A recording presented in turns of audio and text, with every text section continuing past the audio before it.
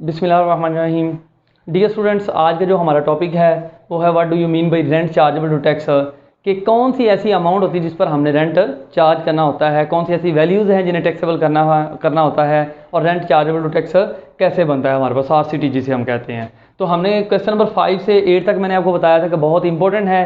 Theory के हवाले से हर साल पेपर में जो है वो एक क्वेश्चन ज़रूर आता है इन सवालों में से, तो इस हवाले से भी इंपॉर्टेंट है। दूसरा मैंने आपसे कहा था कि न्यूमेरिकल करने के लिए क्वेश्चन नंबर 5 से 8 तक का जो 4 सवाल हैं इनका आना बड़ा ज़रूरी है। हम इससे पहले 3 क्वेश्चन डिस्कस भी कर चुके हैं। सबसे पहले हमने प्रोविडेंट फंड का डिस्कस किया, फिर हमने परसोकिट्स का किया, और थर्ड पे हमने रिलीफ एंड अनाउंसेस का किया, जिसमें हमने डिफरेंट रिलीफ एक्सपेंडिचर्स के हवाले से देखे जिन पर आपको रिलीफ मिलता है गवर्नमेंट की तरफ से। तो जिसमें टीचर का भी एक पॉइंट था, आपको याद अगर हो तो। लास्ट टॉपिक था हमारा, उसे गौर से सुने इन तीनों क्वेश्चन को, फिर इस टॉपिक को देखें जिसमें अब आज हम ये क्वेश्चन जो है डिफरेंट, इसमें वो पॉइंट्स भी पूछ सकता है। List on income from property exempt from tax, कहता है वो इनकम बताएं जो एग्जेम्प्ट है टैक्स से, रेदर बल्कि इसकी बजाय सेक्शन 39 जो कि अदर सोर्स का है उसके अंडर आती है। तो सेक्शन 39 में हम उसे लिखते हैं, जैसे कि ग्राउंड रेंट है तो उसको हम क्या है सेक्शन 39 में अदर सोर्स में जाकर लिखते हैं, बल्कि प्रॉपर्टी में नहीं लिखते। देखने में और पढ़ने में हमें वो प्रॉपर्टी की तरह ही लग रही होती है। इसके बाद नेक्स्ट है जी, list on the income from property not taxable under section 15, जो सेक्शन 15 के हेड में जो है टैक्सेबल नहीं होती इनकम, वो वाली इनकम जो है उसे बताएं। तो इस तरह से ये क्वेश्चन आपसे पूछा जा सकता है डिफरेंट पॉइंट ऑफ व्यू से। अब प्रोसीजर क्या है computing the rent of amount of rent का।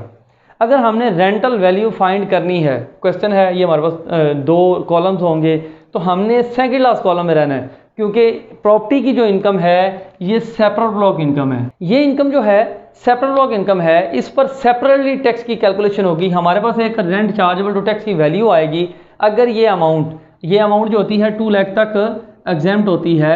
अगर ये अमाउंट 2 लाख से इंक्रीज कर जाए, मसलन 2,10,000 रुपये आ सकती है, 3 लाख हो सकती है, 20 लाख हो सकती है, इन सारी चीज़ों को वैल्यूज़ को ऐड करने के बाद अगर ये वैल्यू जो है वो 2 लाख से इंक्रीज़ कर जाए तो ये अमाउंट जो होगी इस पर टैक्स लगेगा। लेकिन कैसे? सेपरेट ब्लॉक टैक्स लगेगा। सेपरेटली इनकम पर टैक्स कैलकुलेट करेंगे, जो कि हम क्वेश्चन का फर्स्ट पार्ट जो होता है 10 मार्क्स का करने के बाद कंपोजिशन में जाके हम करते हैं, बिल्कुल लास्ट पे टैक्स डिडक्टेड सोर्स से पहले। वो हम देखेंगे न्यूमेरिकल जब हम सॉल्व करना शुरू करेंगे कि उसे कैसे और किस जगह से जाके कितना माइनस करना है। अब इसमें कौन कौन सी वैल्यूज़ हैं जिन्हें हमने टैक्सेबल करना है। सबसे पहले एक्चुअल रेंट की वैल्यू होती है, सबसे पहले एक्चुअल रेंट की वैल्यू या उसकी फेयर मार्केट वैल्यू जो रेंट की होगी वो हम ऐड किया करते हैं। नंबर 2 फॉरफिटी डिपॉजिट होता है। फॉरफिटी डिपॉजिट क्या होता है, पहले हम ये थोड़ा अंडरस्टैंड कर लें। फॉरफिटी डिपॉजिट होता है कि अगर आपने किसी थर्ड पार्टी के साथ कॉन्ट्रैक्ट कर लिया है और आपका कॉन्ट्रैक्ट जो है वो टूट गया, मसलन पाकिस्तान में 3 माह नॉर्मली उसकी वैल्यू है, 90 डेज़ के अंदर अंदर आप किसी से, अगर मैंने फ़र्ज़ करें अपनी ज़मीन सेल करनी है तो मैंने किसी के साथ कॉन्ट्रैक्ट कर लिया, मैं एक फाइलर पर्सन था, मैं अपनी रिटर्न फाइल कर रहा हूँ, तो अब जब उस बंदे के साथ मैंने कॉन्टैक्ट किया, उसने मुझे 50,000 रुपये एडवांस में दे दिया और बाकी अमाउंट के लिए उसने मेरे साथ एग्रीमेंट कर लिया और वो बाकी अमाउंट नहीं दे पाया। अगर वो बाकी अमाउंट नहीं दे पाया तो ये कॉन्ट्रैक्ट टूट जाएगा। तो due to breach of contract हम इसे क्या करते हैं, फॉरफिटी डिपॉजिट। ऐसा डिपॉजिट जो आपको मिला और उसके बाद कभी भी आपने वापस नहीं करना ब्रीच ऑफ कॉन्ट्रैक्ट की वजह से, तो ये अमाउंट भी फुली टैक्सेबल हुआ करती है। नेक्स्ट है इससे 1/3 ऑफ अनएडजस्टेड एडवांस। 1/3 ऑफ या 10% हम लिया करते हैं, आप डायरेक्टली 10% ले लें, आपके लिए ज़्यादा ईजी हो जाएगा। तो 10% ऑफ अनएडजस्टेड एडवांस। तो आप जब भी कोई आपके पास अनएडजस्टेड एडवांस होता क्या, पहले हम थोड़ा ये समझ लें। देखें हमारे गली मोहल्लों में आम तौर पर क्या होता है, पगड़ी के मानों में से देखा जाता है कि अगर कोई शख्स आपसे, मसलन फ़र्ज़ करें मेरी एक दुकान है और मैं किसी को रेंट पे देता हूँ, अब रेंट पर देने से पहले मैं कहूँगा कि कुछ अमाउंट तुम मुझे एडवांस में दे दो, जो कि जब तुम छोड़ के जाओगे तब मैं तुम्हें वापस दे दूँगा। फ़र्ज़ करें वो वैल्यू मुझे 60,000 की अमाउंट एडवांस में मैं उससे रिसीव कर लेता हूँ, तो मैं क्या करूँगा, इसका 10% लेके, इस एडवांस अमाउंट का 10% लेंगे तो कितना आ जाएगा 6,000। फ़र्ज़ करें ये वैल्यू जो रेंट की थी ये 10,000 रुपये पर मंथ थी, तो 12 से मल्टीप्लाई करेंगे, हमने हमेशा एनुअली कैलकुलेशन करनी होती है, तो 1,20,000 ये आपके पास आ जाएगी। इसी तरह से आपके पास फॉरफिटी डिपॉजिट की वैल्यू फ़र्ज़ करें 50,000 हमने डिस्कस की थी, वो आप लिख लें। और लास्ट पे है burden of owner paid by tenant. अच्छा एक चीज़ और है, वो हम बाद में डिस्कस करेंगे जब न्यूमेरिकल हमसे शुरू करेंगे, कि 1/10 ऑफ एडवांस जो होता है, अगर ये ओल्ड टेनेंट और न्यू टेनेंट, ये पॉइंट है, ओल्ड टेनेंट और न्यू टेनेंट दो इसमें इन्वॉल्व हो जाएं, कि कोई नया टेनेंट आया है और पुराने टेनेंट को आपने कुछ अमाउंट वापस कर दिया, तो फिर हमें एक फार्मूले से कैलकुलेट करना पड़ेगा। हम उसे इंशाल्लाह जो है कंसेप्चुअली सीखेंगे ताकि हमें रटाना लगाना पड़े, तो वो हम तब डिस्कस करेंगे। उसके अलावा लास्ट पॉइंट है burden of owner paid by tenant.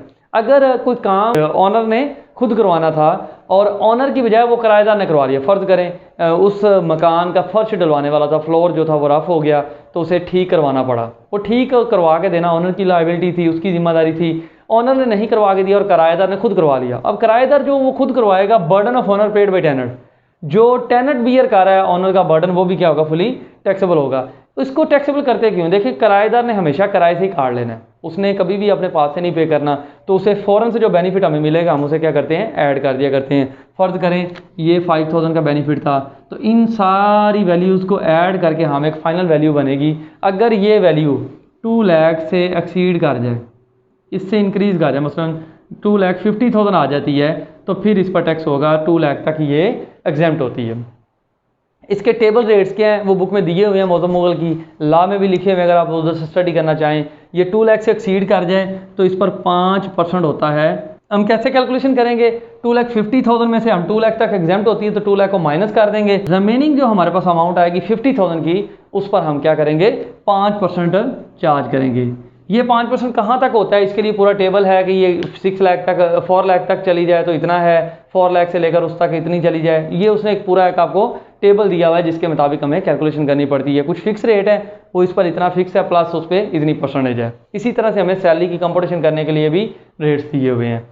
ये सारी चीज़ें के बाद नोट क्या है, in case of open plot, अगर कोई ओपन प्लॉट है और उस पर उसने अनएडजस्टेड एडवांस का कहा हुआ 1/10 का, तो वो हम कैलकुलेशन नहीं किया करेंगे अनएडजस्टेड। इसके अलावा एडजस्टेबल एडवांस है, अगर क्वेश्चन में एडजस्टेबल एडवांस दिया हो तो उसका हम कुछ नहीं करते।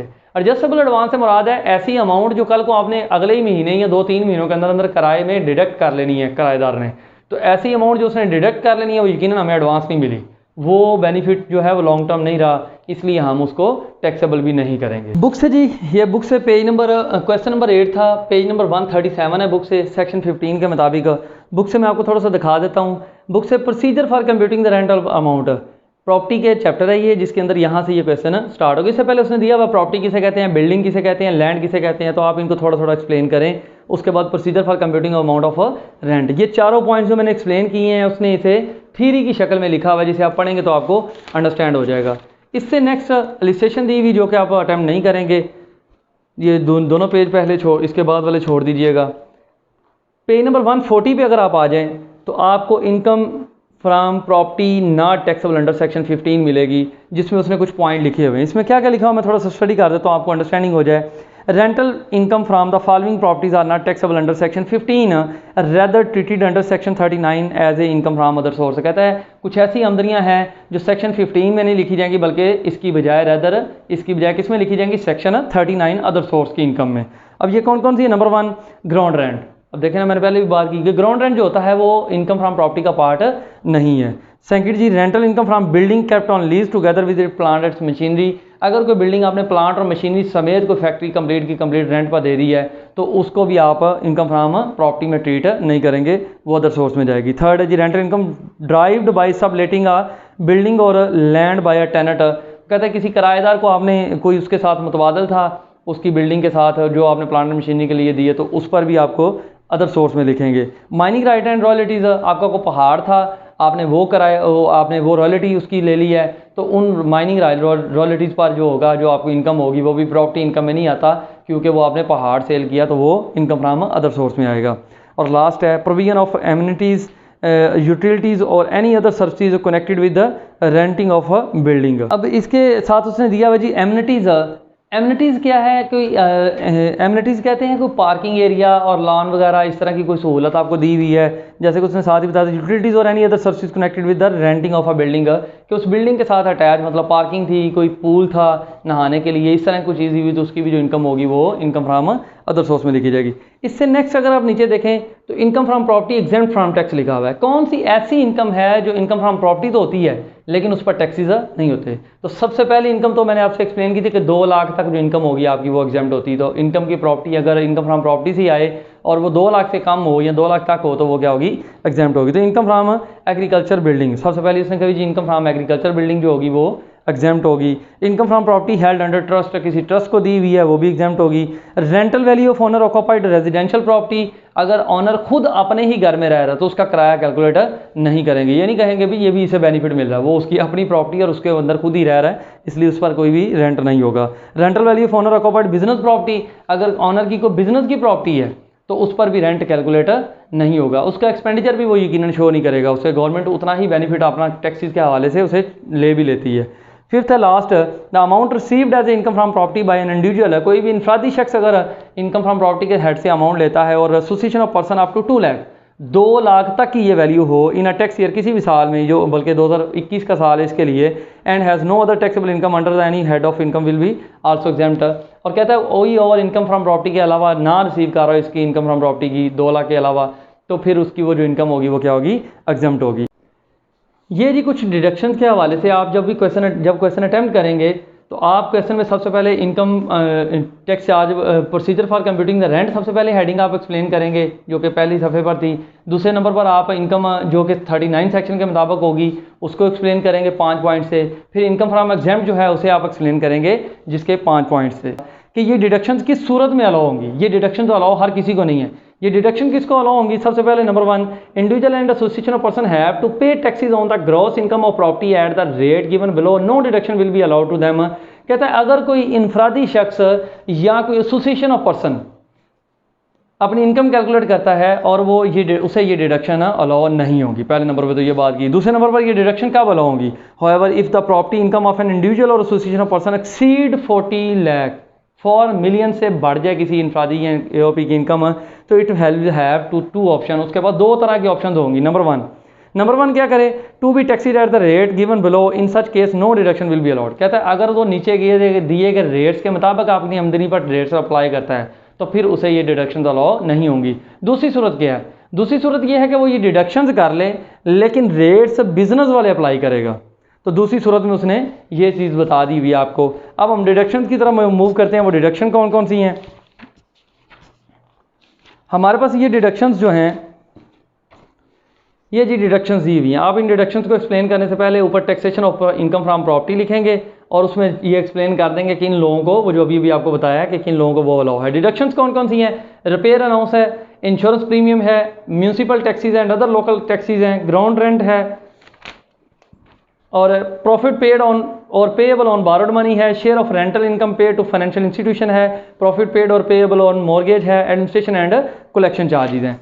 ये देखें सबसे पहले आज से 2 साल पहले 2019 की जो रेटिंग थी, आई होप सो डैट 2019 की रेटिंग में जब हम न्यूमेरिकल किया करते तो ये डिडक्शंस अलाउ थी इंडिविजुअल को, तो इंडिविजुअल ये सारी डिडक्शंस जो है लेस कर सकता था, जिसमें क्या होता था 1/5 रिपेयर्स एंड कलेक्शन का होता था, सॉरी रिपेयर्स का होता था, और फिर collection and administration and collection charges का होता था।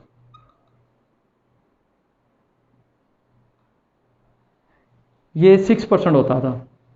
ये लेस करने की इजाज़त होती थी, लेकिन अब ये डिडक्शन इजाज़त नहीं है। लेकिन आप लिखेंगे पेपर में उसे ऊपर हेडिंग दे के कि ये डिडक्शन इंडिविजुअल और एओपी के लिए तब अलाउ होंगी जब उसकी इनकम 40 लाख से ज़्यादा हो और वो बिजनेस रेट अप्लाई करना चाहे, तो फिर ये डिडक्शन और है। जिस तरह वो बुक पे पॉइंट लिखे हुए आप उसी तरह उन्हें लिख के उसके बाद ये डिडक्शन एक्सप्लेन कर देंगे। इन डिडक्शन के बाद आप एक लिस्टेशन जो है सबसे लास्ट पे प्रॉपर्टी के हवाले से लिखेंगे। इसमें काफ़ी सारी लिस्टेशन लिखी हुई हैं जो कि आप कोई भी लिख सकते हैं, कोई एक जो है आप जो आपके पास होगी। अच्छा, डिडक्शंस कुछ आगे भी हैं, ये नहीं कि यहाँ पे छोड़ देनी है, डिडक्शंस ये भी हैं। लीगल एक्सपेंसेस की डिडक्शन है, अनरियलाइज रेंट है, रिकवरी ऑफ अनपेड रेंट है, deduction allowed but not paid with in 3 years है। ये सारी डिडक्शन है, ये आप सारी पढ़ेंगे। इनमें से एक आधी रह भी जाती तो कोई ऐसा इशू नहीं है, लेकिन ये बहुत इंपॉर्टेंट क्वेश्चन है। इस हवाले से आपने इस चीज़ को कैरी करना है कि इसकी आपने कंपोजिशन कैसे करनी है, और क्वेश्चन नंबर 5 से लेकर 8 तक मैं फिर कह रहा हूँ अच्छी तरह तैयार करें। जो मेरे लेक्चर्स हैं प्रीवियस उन्हें देखें। आपको नेक्स्ट जो है कल का टॉपिक हमारे पास होगा वो हम इंशाल्लाह, हमारा जो नेक्स्ट टॉपिक होगा वो इंशाल्लाह हमारा रेटिंग पर होगा। रेटिंग हम डिस्कस करेंगे, हम देखेंगे कि साथ साथ हम सैलरी के हेड के लिस्टेशन भी देखेंगे, रेटिंग को साथ साथ कैलकुलेट करते जाएंगे, जिससे हमें समझ आ जाएगी कि न्यूमेरिकल करना कैसे है। और वो जो लिस्टेशन होंगी एक एक पॉइंट पर बनी होगी, वो हम इसलिए उन्हें डिस्कस करेंगे ताकि एक एक पॉइंट की हमें समझ आ जाए कि असल में उसका ट्रीटमेंट क्या होना है। तो जब वो हमें ट्रीटमेंट एक एक पॉइंट का समझ आ जाएगा तो सैलरी का हेड सबसे बड़ा है, जब वो हमें समझ आ जाएगा तो बाकी करना भी हमारे लिए आसान हो जाएगा, हम इंशाल्लाह बाकी ट्रीटमेंट भी फिर साथ साथ सीखेंगे। आज के लिए इतना ही है। मेरी दोबारा से आपसे गुजारिश है कि इन क्वेश्चंस को अगेन देखें। आपके एग्ज़ाम में अभी 7 डेज़ और 8 डेज़ हैं स्टार्टिंग होने में। इसके अलावा इनकम टैक्स के दिन में आपके पास काफ़ी टाइम मिल जाएगा, आप सारे लेक्चर्स आराम से बैठ के सुन सकते हैं, कोई ऐसा इशू नहीं है।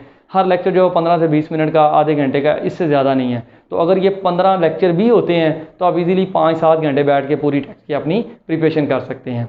इन लेक्चर्स को सुनने के बाद जब आप न्यूमेरिकल करेंगे तो आपके लिए करना आसान हो जाएगा।